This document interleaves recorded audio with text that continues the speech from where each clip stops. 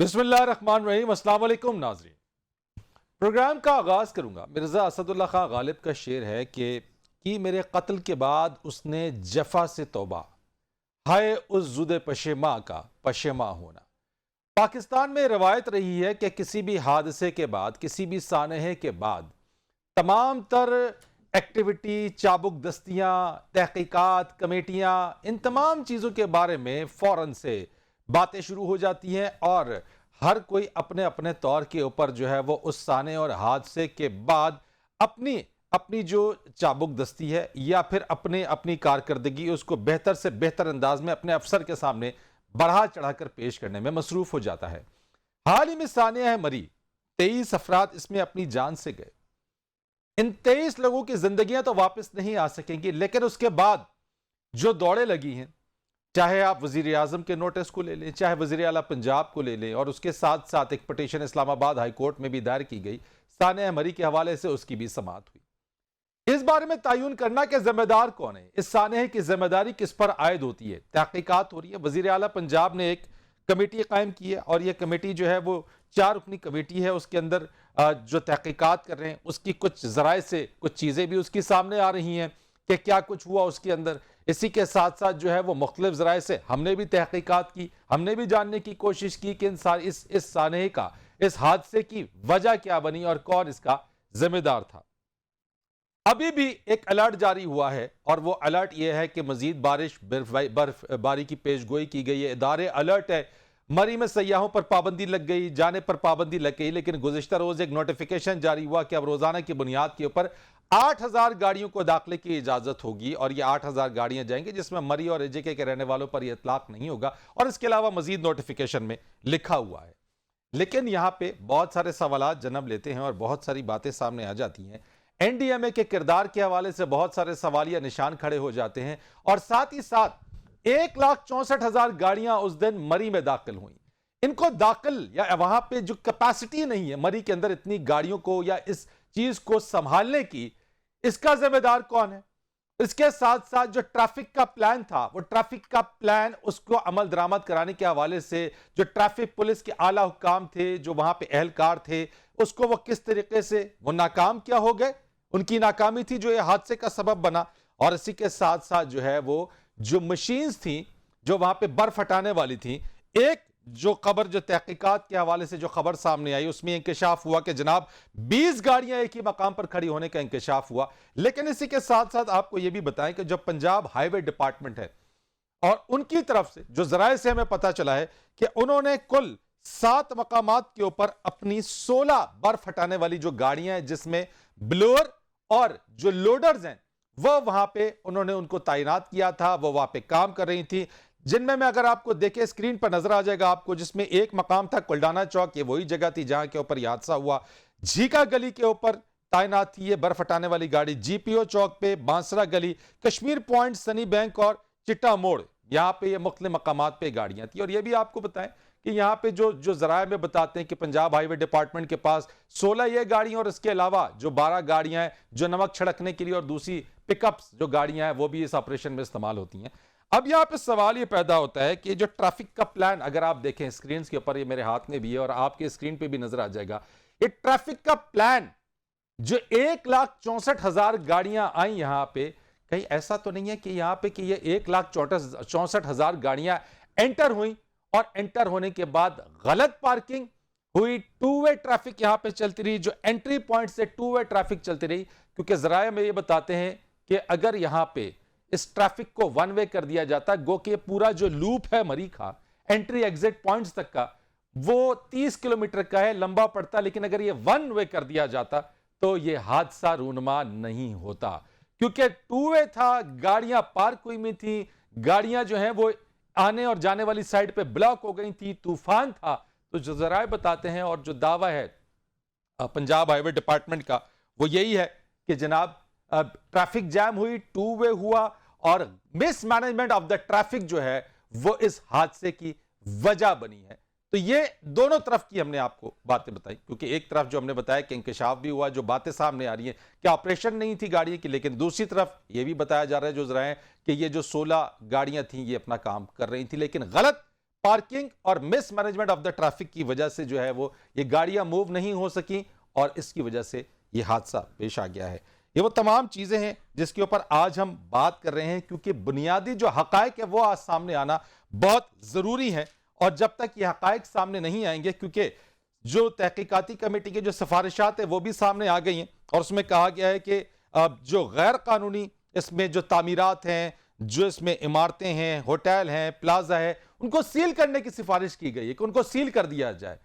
بھئی سوال یہ پیدا ہوتا ہے کہ اگر اب یہ کام کیا جا رہا ہے تو پہلے یہ کام کیوں نہ کیا گیا؟ پہلے اتنی بڑی تعداد میں ٹریفک کو داخلے کی اجازت کس نے دی؟ ٹریفک کی مینجمنٹ کے بارے میں اب کہا جا رہا ہے کہ اس کو مینج کیا جائے گا, تو اب مینجمنٹ جو ہے وہ کیسے ہو رہی ہے اور پہلے یہ مینج کیوں نہیں ہو سکی؟ اور اس کے ساتھ ساتھ وفاقی وزیر اطلاعات و نشریات فواد چودھری نے اس وقت کہا تھا کہ مری کے اندر یہ جو گاڑیاں داخل ہوئی ہیں اتنی بڑی تعداد میں, ایک عام آدمی کی خوشحالی اور معیشت کی بہتری ہے.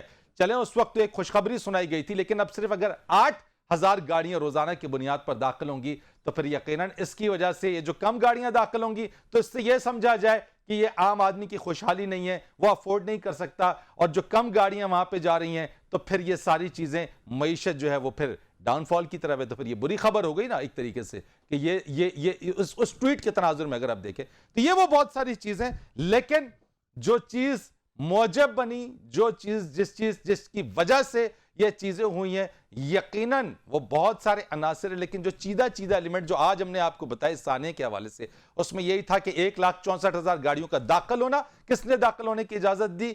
کیپیسٹی تھی, اور اگر نہیں تھی تو کیا وہ تمام اقدامات اٹھائے گئے؟ اور ٹریفک پولیس کا جو ٹریفک پلان ہے جو آپ کو اسکرین پہ بارہ دکھا رہے ہیں ہم, یہ اسی سیزن کا پلان ہے. اس پلان کو ایمرجنسی بیسس کے اوپر اس کو آلٹر کرتے ہوئے اس کو ون وے کیوں نہیں کیا گیا؟ ماضی میں یہ ون وے ہوتا رہا ہے, 2 وے ٹریفک تھی, جام ہوا, چیزیں ہوئیں, جس کی وجہ سے جو اب ذرائع میں بتاتے ہیں, جو ہماری تحقیقات ہیں اس کے مطابق یہ ٹریفک جام اس نے سب چیزوں کو کولیپس کر دیا, سب چیزوں کو جام کر دیا.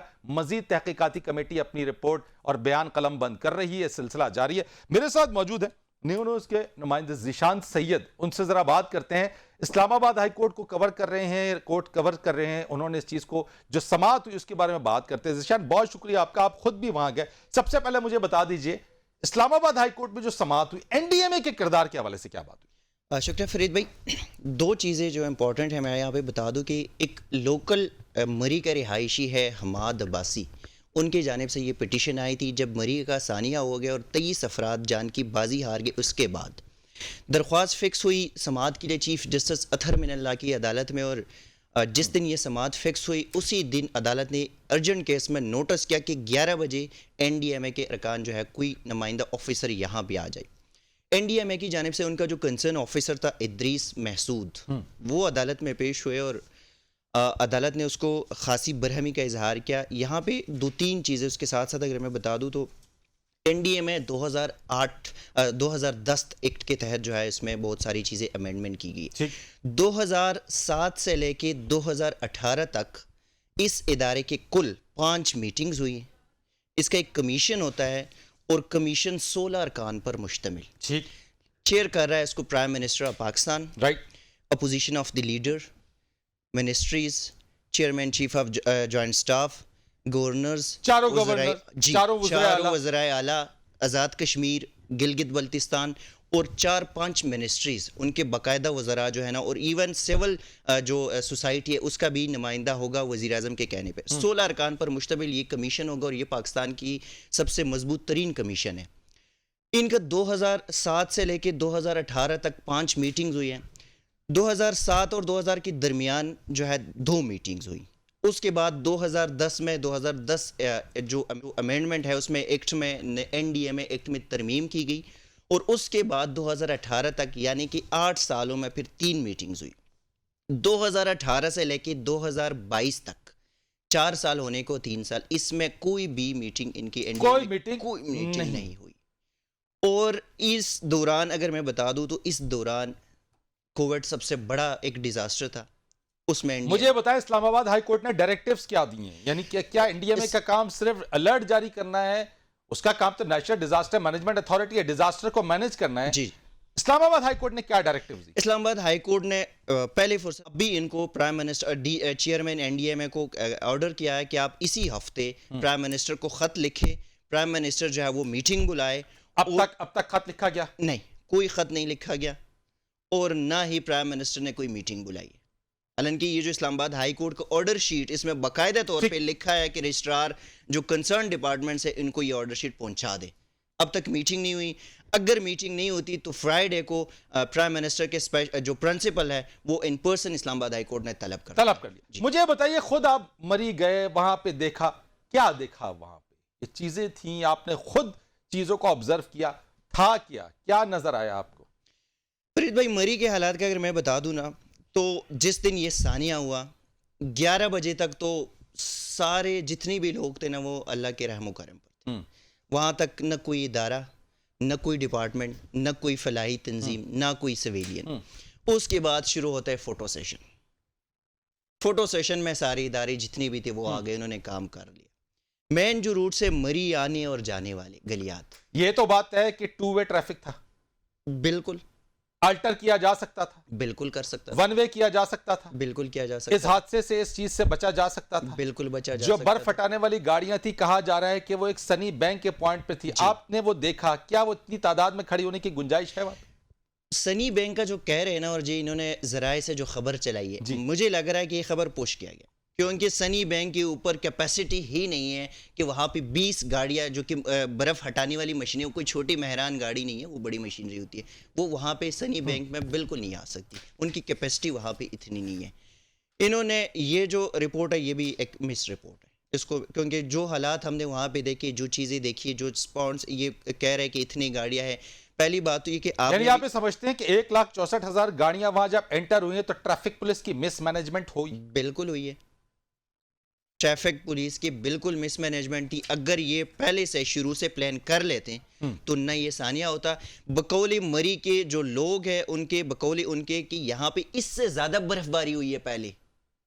یہ کوئی ریکارڈ نہیں ہے کہ اچھا اس سے پہلے ہو چکی. جی, اس سے زیادہ برف. اچھا ذیشان, ایک چیز اور, پنجاب ہائی وے ڈپارٹمنٹ کی طرف سے جو ہماری تحقیقات ہیں, جو ذرائع ہیں, وہ بتاتے ہیں 7 مقامات پہ یہ گاڑیاں ڈپوٹ ہوئی تھیں. تو وہاں پہ یہ آپ نے دیکھا اس طریقے سے, وہاں پہ مختلف مقامات کے اوپر, کیونکہ کہا جا رہا ہے کہ یہ گاڑیاں ساری سنی بینک پہ تھی, اور آپ نے کہا وہاں اتنی کیپیسٹی نہیں ہے. تو یقیناً جب وہاں نہیں ہے, کیونکہ وہیں سے وہ پیٹرول بھی اپنا لیتی ہیں, اس کے بعد وہ کہیں ان مقامات پہ, مختلف مقامات پہ آپ نے دیکھا ان گاڑیوں. دیکھیں شروع والے جو دن ہیں, شروع والے دن پاکستان آرمی کی بھی گاڑیاں تھی, ہائی وے کی بھی گاڑیاں تھی, اور پولیس والے جو ہے نا ان کی بھی ویسی چھوٹی موٹی گاڑیاں تھی. لیکن دونوں اداروں کے وہاں پہ فل سپورٹ اور کام کر رہے تھے. جو مین روٹس ہے اس کو کھولنے کے ان کے آپریشن جو ہے وہ جاری تھے. ایک دن تک کمپلیٹلی ان کے ساتھ یہ آپریشن رہا. اگلے دن آئی ایس پی آر کا جو آپریشن تھا وہ کنکلوڈ ہو گیا, انہوں نے نہیں. اس کے بعد جو ہے ہائی ویز کے, ظاہر ہے ہائی ویز کے آپریشن جو ہے وہ چل. اور آپ نے چونکہ خود وزٹ کیا, آپ سمجھتے ہیں کہ اگر یہ 2 وے ٹریفک جام ہو گیا, بلاک ہو گیا, چیزیں ہو گئی, ان میں اگر یہ مشینیں کیا موو کرنے کی کیپیسٹی رکھتی تھی؟ سر ان کی مشینری اتنی پرانی ہے کہ وہ خود جو ہے نا کئی جگہ پہ خراب کھڑی ہوتی ہے, نہ ان میں وہ کیپیسٹی ہے کہ وہ اتنے لیول تک جا سکے. لیکن یہاں پہ صرف اگر جو کہا جا رہا ہے, یہاں پہ صرف ہائی وے کی بھی رسپانسبلٹی نہیں تھی, یہاں پہ دیگر اداروں کی بہت ساری رسپانسبلٹی تھی. یہاں پر کہیں نہ کہیں ہمارے اپنی بھی رسپانسبلٹی تھی. ایک یہ ہے کہ میں آپ کو ایک اور بات بتاؤں کہ ایک سنگل روٹ ہے, اس پہ آپ ایک طرف سے 3 لائن بنا دے ٹریفک کی, تو وہ مشینری اگر وہاں پہ ہے بھی تو کیسے آپ کے لیے راستہ جو ہے وہ صاف کر لے. سنگل لائن پہ آپ کی 3 لائن بنے ہیں ٹریفک کی گاڑیوں کی, آپ کی کھڑی ہے, تو وہ کیسے کر سکتے؟ لیکن یہ ذمہ داری آپ نہیں سمجھتے کہ ایک جو چیز ہے کہ اگر ایک ہی روڈ ہے اور ٹریفک پولیس نے اگر بیچ میں بیریئر بھی لگایا ہوا, تو کیا وہ توقع رکھتے ہیں کہ لوگ خود ہی سے 1 وے اور 2 وے کر کے ٹریفک کو چلا لیں؟ ایسا ممکن اگر ہوتے ٹریفک بیریئرز, اگر بیریئرز ہوتے یا ٹریفک والے ہوتے وہاں پہ, تو پاسبلٹی تھی کہ وہاں پہ جو بلاک ہوا وہ نہ ہوتا اور چلتا رہتا, اور جو ہٹانے کا کلیئرنس, برف ہٹانے کا کام ہے, وہ چلتا رہتا. اس کی پاسبلٹی بالکل بنتی پھر. ٹھیک, بہت شکریہ آپ کا ذیشان سید, آپ کا بہت شکریہ, آپ میرے ساتھ موجود تھے. یہ کچھ چیزیں فیکٹ, تحقیقاتی کمیٹی کی رپورٹ اپنی جگہ کے اوپر, لیکن کچھ ہماری تحقیقات چیزیں اور جو موجب بنی. لیکن اصل بات یہ ہے کہ یہ 23 افراد کس کے ہاتھوں پہ اپنا لہو تلاش کرے, ذمہ دار کون ہوگا, یہ وقت بتائے گا کہ کیا شفاف تحقیقات ہو جائیں گی اور ذمہ داروں کو واقعی سزا بھی ملے گی اس بار، یا ماضی کی طرح سے تمام رپورٹیں دب جائیں گی اور ایک دوسرے کو بچانے کی کوشش ہوں گی۔ پاکستان تحریک انصاف کے رکن قومی اسمبلی صداقت عباسی خود بھی وہیں کے منتخب ہے۔ ایک بریک لیتے ہیں، بریک کے بعد آئیں گے، ان سے اس پر بات کریں گے، اس موضوع کے اوپر، ایک بریک کے بعد۔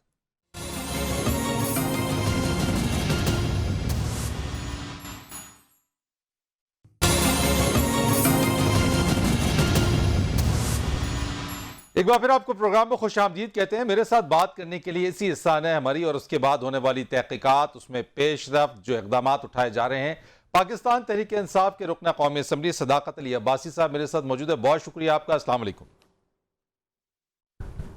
جی وعلیکم السلام جی، بہت صداقت علی عباسی صاحب، یہ اس وقت جو تحقیقات ہو رہی ہیں، ابھی ایک نوٹیفیکیشن آیا کہ 8,000 سے زائد گاڑیوں کو اجازت نہیں دی جائے گی۔ مجھے ذرا یہ بتائیے گا کہ کیا یہ مری کے اندر کیپیسٹی اور ہینڈلنگ کیپیسٹی جو ہے محض 8,000 گاڑیوں کی، اس سے زیادہ کی گاڑیاں ہینڈل نہیں ہو سکتی؟ جی بہت شکریہ، یہ کل ہی نوٹیفیکیشن ہم نے کروایا ہے، کیونکہ ہم ذرا ایک افسوس کی فضا بھی ہے، خوف کی فضا بھی ہے، اور ایک انتظامی ایک آپ اس کو فیلئر بھی کہہ سکتے ہیں ایک حد تک، اس پہ بھی الزامات ہیں۔ لہٰذا مری کے اندر جو شہر کے اندر گاڑی جا سکتی ہے، پارک ہو سکتی ہے، وہ 4,000 ہے، اور یہ جو روٹ ہے اسلام آباد سے مری جاتا ہوا، یہ مری بھی جاتا ہے، مری کے مقامی لوگ بھی ٹریول کرتے ہیں، اس کے علاوہ کشمیر بھی جاتا ہے، اس کے علاوہ نتھیا گلی اور کے پی کے میں بھی جاتا ہے ہزارہ کی طرف، اور ساتھ ساتھ بہت سارے ایسے لوگ ہیں جو مری شہر نہیں جاتے، شہر کے ارد گرد وہ یہاں پنڈی سے، اسلام آباد سے یا دیگر علاقوں سے انہوں نے گھر بنائے ہوئے ہیں، لہٰذا سارے مری شہر نہیں جاتے، لیکن اس وقت ہم چاہ رہے ہیں کہ یہ سیاحت کی ایکٹیویٹی کھلے بھی، لیکن تھوڑی سی لیمیٹڈ ہو، تاکہ ایک دم سے خدا نہ خواستہ وہ جو اتنا بڑا حادثہ ہوا اس کی کوئی دوبارہ کہیں کوئی خدشہ نہ، یہ ہینڈلنگ کیپیسٹی ہے کتنی؟ ویسے آپ نے تو کہا کہ 4,000 گاڑیوں کی گنجائش ہے، لیکن ایک ہوتی ہے کہ گنجائش اور ایک ہوتی ہے ہینڈلنگ کیپیسٹی، یعنی سسٹینیبلٹی کہاں تک ہے؟ کتنی گاڑیاں انٹر ہو مری کے اندر تو انتظامیہ اس کو، ٹریفک پولیس اس کو آسانی سے ہینڈل کر لیتی ہے؟ اچھا، اس میں دو باتیں ہیں، ایک تو یہ ہے کہ مری انٹری فرام اسلام آباد، اور ایک ہے entry from different roads to Murree. تو اگر آپ مجھے ڈیفرنٹ روڈز ٹو مری کہیں، جو مری کی جانے والے دو راستے ہیں، ایک مری ایکسپریس وے اور ایک مری کا جی ٹی روڈ ہے، ان دونوں سے مری شہر میں انٹری اگر 4,000 گاڑیوں کی بھی ہو جائے تو وہ میرا خیال ہے مری کے لیے ہینڈل کرنا، اس سے زیادہ کرنا مشکل ہو جائے گا۔ لیکن چونکہ یہی میں پوچھنا چاہ رہا تھا کہ ان سادہ الفاظ میں کہ مری انتظامیہ مری میں آنے والی کتنی گاڑیوں کو بآسانی ہینڈل کر سکتی ہے، صورتحال پہ قابو رکھ سکتی ہے؟ اچھا 4 سے 5,000 ہو، لیکن اس کے بعد اگلی بات سن لیں، اس پہ ڈیپینڈ کرتا ہے موسم۔ اگر موسم گرمی کا ہو تو پھر تو 10,000 گاڑی بھی مینج ہو سکتی ہے، لیکن سردی کے موسم میں ایک تو برف پڑ رہی ہوتی ہے، ایک سائیڈوں پہ برف کھڑی ہوتی ہے، گاڑیاں پارک کرنے کا مسئلہ نہیں، آسانی نہیں ہوتی، اور سلپ بھی ہو رہی ہوتی ہیں، گاڑیاں سلپری بھی ہوتی ہے۔ اس وجہ سے سردیوں میں 4,000، گرمیوں میں آپ 10,000 گاڑی بھی مری کے اندر کھڑی کر سکتے ہیں، مطلب اس کو لے جا سکتے ہیں، بیکاز ہم پارکنگ سڑک پہ ہی کرتے ہیں۔ جی لیکن صداقت علی عباسی صاحب، گرمیوں میں کیا کرنا ہے؟ لوگ ترسے ہوئے ہوتے ہیں، تفریح کے لیے برف دیکھنا چاہتے ہیں، سیاحتی مقام ہے، ایزی ایسیسیبلٹی ہے، زبان زد عام ہے، شارٹ اس کے اوپر ہے۔ میں پوچھنا چاہتا ہوں کہ اگر یہ صورتحال ہے تو پھر سیاحت کے حوالے سے پرائم منسٹر صاحب کا ویژن، پاکستان تحریک انصاف کا ویژن، اور بہت زیادہ اویئرنیس بھی آ گئی ہے، 1,64,000 گاڑیاں انٹر ہو گئیں، کیا اس بارے میں ادراک نہیں تھا کہ ایسے موسم میں اتنی گاڑیوں کا داخلہ کوئی ناگہانی صورتحال کا سامنا ہو سکتا ہے، اور وہ ہوا بھی؟ اچھا، سوال کے دو حصے ہیں کہ ٹورزم کے لیے ہم نے کیا کیا یا کیا کرنا چاہتے ہیں، اور 1,64,000 گاڑی کیسے چلی گئی۔ اچھا، یہ 1,64,000 گاڑی ایک دن کی نہیں ہے، یہ تقریباً 4 سے 5 دنوں کا کاؤنٹ تھا، اور آخری دن تو بہت کم گاڑیاں گئی۔ آخری دن جس دن یہ حادثہ ہوا، اس حادثہ رات کو 12-1 بجے کے بعد ہوا، اور شام 6 بجے سے گاڑیوں کا داخلہ بند تھا۔ دوبارہ سے میں کہتا ہوں، چونکہ ماضی میں ایسا کوئی واقعہ نہیں ہوا، اور یہ بھی جو واقعہ ہوا یہ بھی ایک قدرتی آفت، بلیزرڈ یا برفانی طوفان، اور اس کے بعد ایک قاتل قسم کی گیس کی وجہ سے ہوا۔ تو ادروائز مری میں ماضی میں 3 سال ہمیں بھی ہو گئے اور تقریباً دیکھتے ہوئے 30 سال مجھے بھی گزر گیا کہ مری میں ٹریفک کا جام ہونا ایک روٹین میٹر ہے. یہ تو ہم بدقسمت رہے کہ اس میں ہماری جانیں چلی گئیں اور یہ حادثہ یہ کاربن مونو آکسائڈ کا ہو گیا, ورنہ اس طرح کے سیاحتی مقام پہ ٹریفک جام ہونا, گاڑیوں کا پھنس جانا ایک روٹین کی بات سمجھی جاتی ہے. اور 1,64,000 گاڑیاں 6 دن گئی ہیں. اگر مجھے دوسرے حصے کا جواب دینے دیں تو میں آپ کو بتاؤں کہ ہم کیا کرنا چاہتے ہیں یا کیا ہے. بالکل آپ دیجئے, میں نے آپ سے سوال اسی لیے کیا, آپ بتائیے مجھے.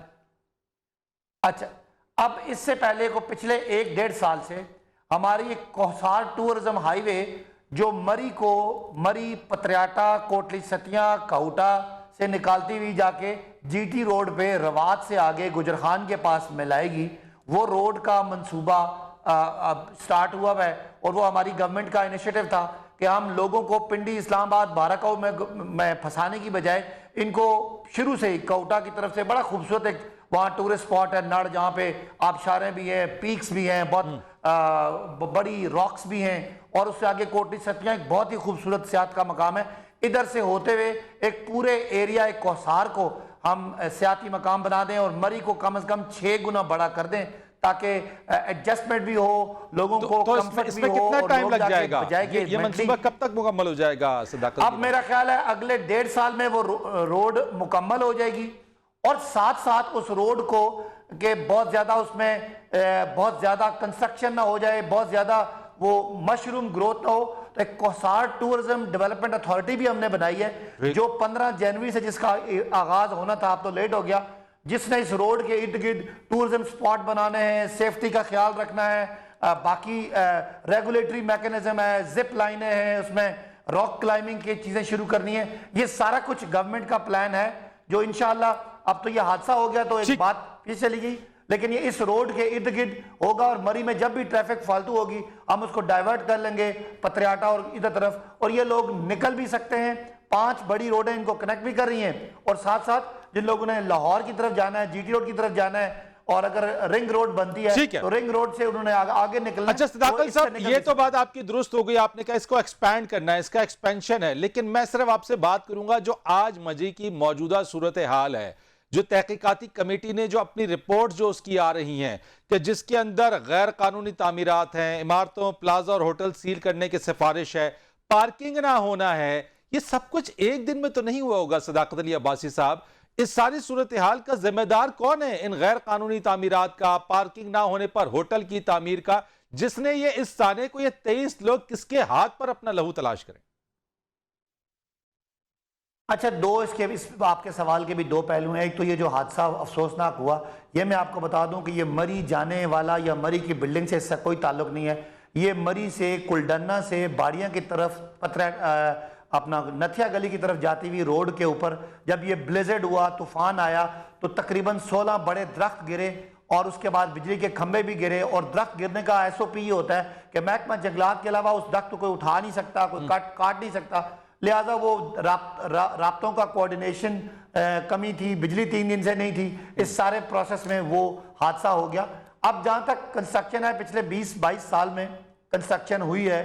پہلے ایک لوکل گورنمنٹ کا نظام آیا جس میں یہاں اختیارات آئے اور لوگوں نے کنسٹرکشن کی, اور یہاں پہ ظاہر ہے ہوا. ہمارے دور میں ہم نے قانون بنوایا تھا گراؤنڈ پلس 2 کا کہ گراؤنڈ پلس 2 سے زیادہ نہیں ہونی چاہیے, تو وہ تو لیکن یہ عمل درآمد نہیں ہوتا نا صداقت علی بھائی صاحب. قوانین تو ہیں, لیکن ہر حادثے کے بعد ہوتا ہے کہ یہ غیر قانونی تھا, یہ نہیں ہونا چاہیے تھا, اب ایسا نہیں ہونے دیں گے, 164 داخل نہیں ہونے دی جائیں گی, 8000 تک محدود ہوگی, اب جو ہے وہ سیل کرنے کی بات ہوگی.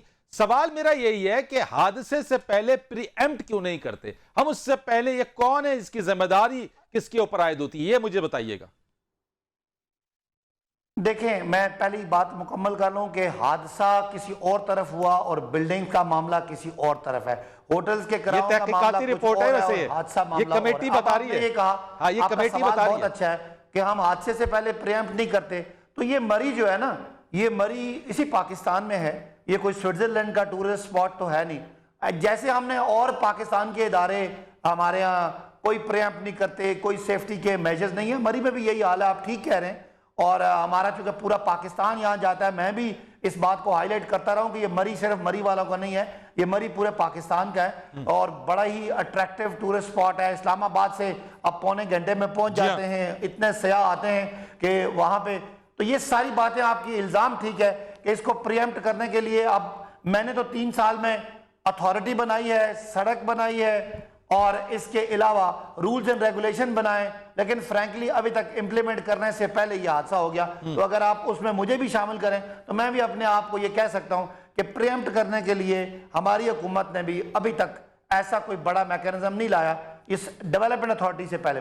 اچھا، مجھے یہ ہوٹل مالکان کے حوالے سے بڑی تنقید ہوتی ہے صداقت علی عباسی صاحب، یہ ان کی پشت پناہی کون کرتا ہے؟ کون ذمہ دار ہے؟ یہ جو اتنے ہائی ریٹس کر دیتے ہیں یہاں پہ، یہ کون ہے ان کے پیچھے؟ اچھا، 2 باتیں ہیں. ایک تو ریٹ واقعی ہائی ہیں اور ہوتے بھی ہیں، اور ایک بہت بڑے سکیل پہ جھوٹا پروپیگنڈا بھی ہے. میں نے حادثے کے 3 دن بعد مری کے تمام ہوٹلیئرز کو، تمام پولیٹیکل پارٹیز کو، میڈیا کے لوگوں کو، تاجران کو بند کمرے میں ایک بڑے ہال میں بلا کے فون بند کروا کے ایک پورا جرگہ کیا کہ یہ مسئلہ کیا تھا، کہ مجھے سمجھ آئے کہ کہاں ہے.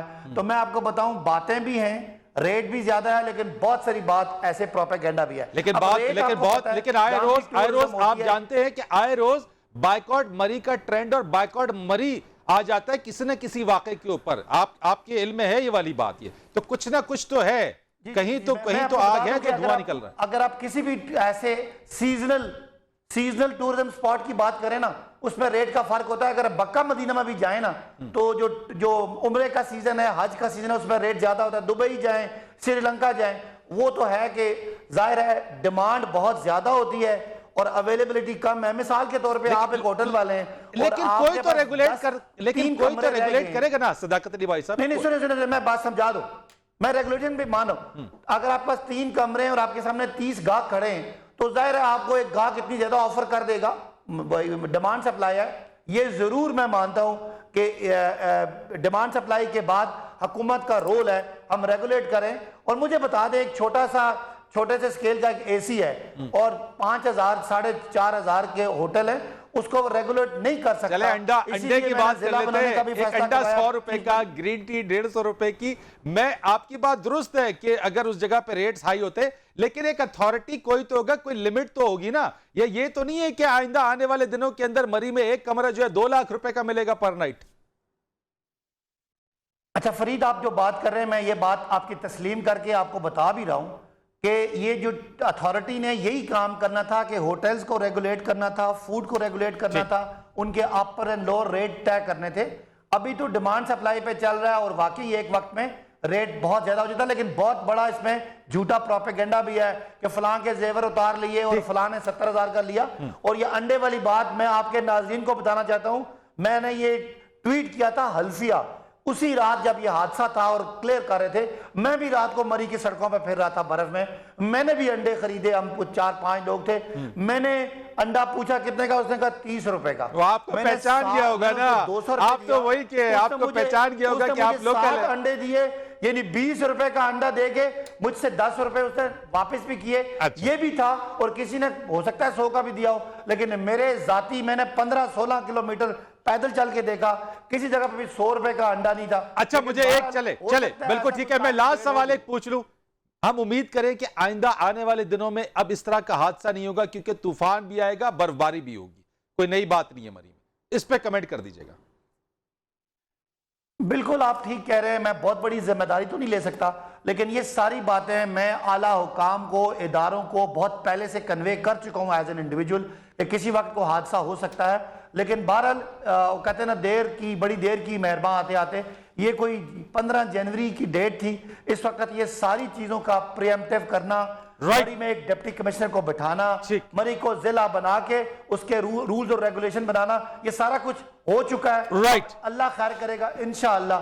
ہم کسی بڑے حادثے کے لیے اللہ نہ کرے لیکن تیار ہیں. ٹھیک ہے، بہت شکریہ آپ کا. صداقت علی عباسی صاحب پاکستان تحریک انصاف کے رکن قومی اسمبلی اس چیز کے اوپر بات کر رہے تھے. وقت ہے بریک کا. بریک کے بعد آئیں گے، کووڈ کے اوپر بات کریں گے. ایک بریک کے بعد.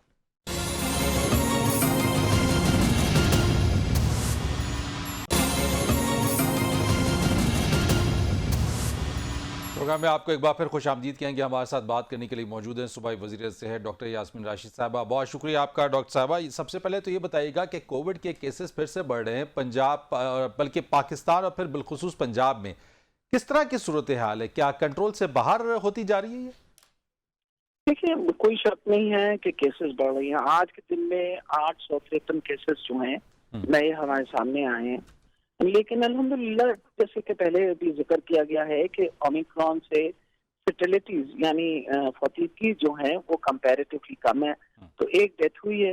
اور لیکن یہ بات اس سے تو انکاری نہیں ہے کہ اس بیماری کی پھیلاؤ جو ہے وہ بہت زیادہ تیز ہے.